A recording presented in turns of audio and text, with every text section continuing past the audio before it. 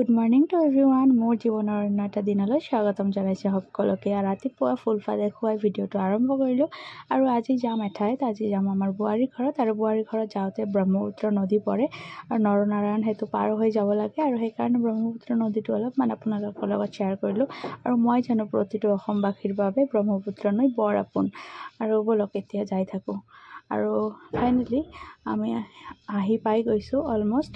আৰু ইয়াতে এইখন হৈছে ইহঁতৰ ঘৰৰ সন্মুখৰে এখন সৰু নদী আৰু সৰু হ'লে কি হ'ব দেখিছে না, ওপৰত ব্ৰিজো আছে ধুনীয়াকৈ।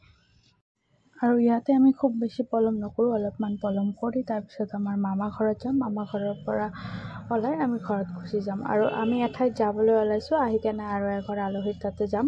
তাৰ পৰা আমি ঘৰৰ পৰা খোজকাঢ়ি গৈ আছোঁ বোৱাৰীহঁতৰ ঘৰৰ পৰা।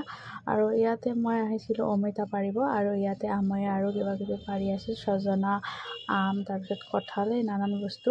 আৰু আজি মই শ্বেয়াৰ কৰিবলৈ ওলাইছোঁ মোৰ জীৱনৰ কিছু পুৰণি কথা, বহুত পুৰণি কথা হয়। বহুতে মোক মোৰ লাভ ষ্টৰী শ্বেয়াৰ কৰিব বিচাৰিছিল, কিন্তু মই সিমান কমফৰ্টেবল নাছিলোঁ। কিন্তু এতিয়া ভাবিলোঁ লাহে লাহে আপোনালোকৰ লগত মই লাভ ষ্টৰী শ্বেয়াৰ কৰিম। আৰু মোৰ লাভ ষ্টৰী কিন্তু বৰ কষ্টকৰ দেই। বহুতে হয়তো শুনি আনন্দ পাব, কিন্তু বহুতৰ হয়তো চকু পানী ওলাব।